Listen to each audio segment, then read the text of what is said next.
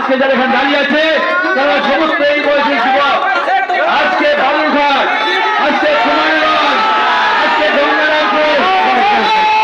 আজকে গঙ্গারামপুর, বুনিয়াদপুর, কুসুমুন্ডি, হরিরামপুর, সর্বত্র ইটাহার, সর্বত্র আজকে রামনবমীর শোভাযাত্রা চলছে।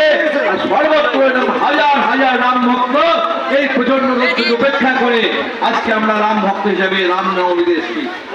ভগবান রাম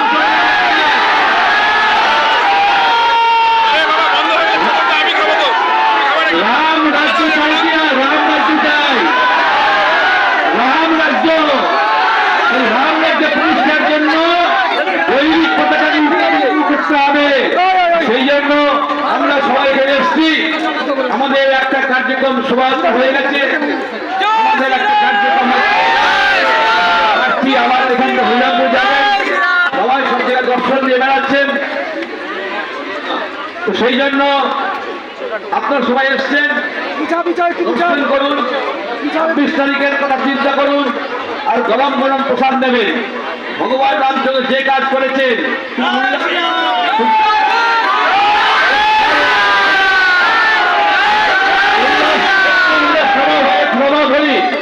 যে কাজের জন্য আমরা এসেছি, ভগবান রামচন্দ্রের যে কাজ, পশুর দমন, শিষ্টের পালন, সেই কাজ করার জন্য শক্তিশালী সংগঠন থাকা যায়। আর হিন্দু সংগঠনের মাধ্যমে এখন অস্ত্রের লড়াই নাই, এখন ব্যালটের লড়াই আছে।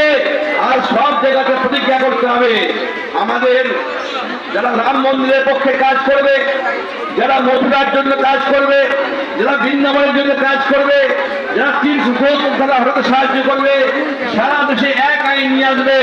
সিএএ চালু করেছে, তো সকলের স্বার্থে, হিন্দু স্বার্থে আমরা আগামীতে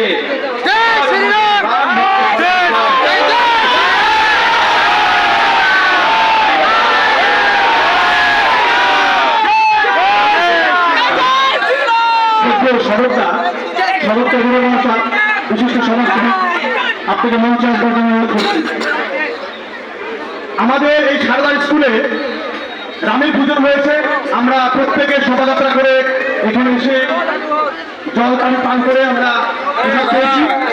এই মাঝে আমাদের এই মুহূর্তে উপস্থিত হয়েছে আমাদের ডক্টর সুকান্ত মজুমদার মহাশয়, তার জন্য আমরা খুশি তো।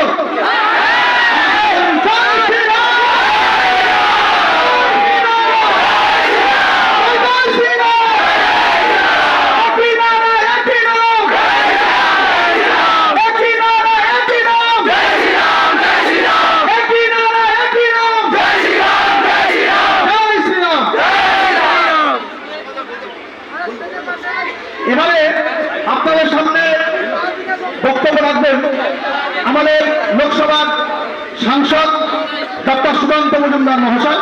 আপনারা জানেন তিনি ব্যক্তিগত জীবনে তিনি অধ্যাপনা করেন। এখনো 20 মানুষকে আমরা সাংসদ হিসেবে পেয়ে আমরা গর্বিত তো, গর্বিত না এই মানুষের জন্য আসি তো।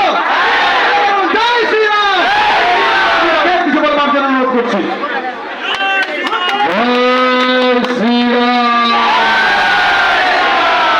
মোদীজি বলেন আমার দূর দূর তক জানা চাই, দূর দূর পর্যন্ত আমার যাওয়া চাই। জয় শ্রীরাম, জয় শ্রীরাম। আজকে রামনবমী উদযাপন করেছে বুনিয়াদপুর বিশ্ব হিন্দু পরিষদ একত্রিত ভাবে পরিচালিত। এই যে রামনবমী, যেটা এই জেলার সব থেকে বড় রামনবমী, এই বুনিয়াদপুরে আজকে আমরা সরস্বতী শিশু মন্দিরের উদযাপনের পর এখানে যাওয়া হয়েছে। উপস্থিত আছেন মাননীয় শ্রী গৌতম সরকার মহাশয়, যিনি বিশ্ব হিন্দু পরিষদের বিশিষ্ট নেতা। উপস্থিত আছেন বিভিন্ন সামাজিক সংগঠনে বা রাজনৈতিক সংগঠনে যারা কাজ করেন, শরৎ চৌধুরী থেকে শুরু করে, মণি মাহাতো থেকে শুরু করে, হরজিৎ বিশ্বাস থেকে শুরু করে, প্রদীপ দা থেকে শুরু করে, আরো অনেকে এখানে উপস্থিত আছে, কীতিশ মাহাতো থেকে শুরু করে, যারা বরাবর রামনবমীর সাথে যুক্ত। এবং এই রামনবমীর প্রখর রোদের মধ্যে যারা আপনারা এতক্ষণ ধরে জয় শ্রীরাম ধ্বনি দিয়ে এখানে পর্যন্ত এসে পৌঁছেছেন, তাদের সকলকে আমার তরফ থেকে জয় শ্রীরাম। একই নারা, একই নাম,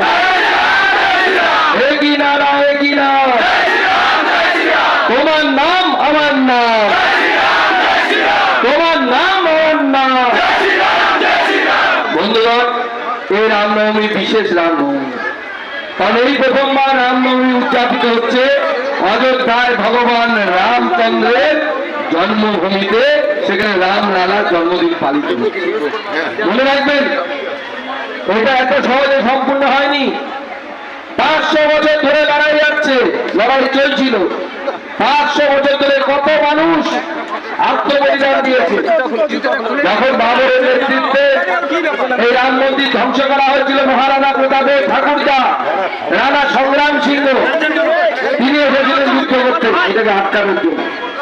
সেইখান থেকে লড়াই, এই লড়াইয়ে বহু মানুষ আত্মত্যাগ করেছে। এখন এমনকি শিখ সম্প্রদায়, সেই সম্প্রদায়ের মধ্যে নিহন শিখ বলে এক ধরনের শিখ হয়, তারা পর্যন্ত গুরুর নেতৃত্বে সেখানে তরোয়াল নিয়ে ঢুকেছিলেন রাম মন্দির উত্থানের জন্য সেই সময়।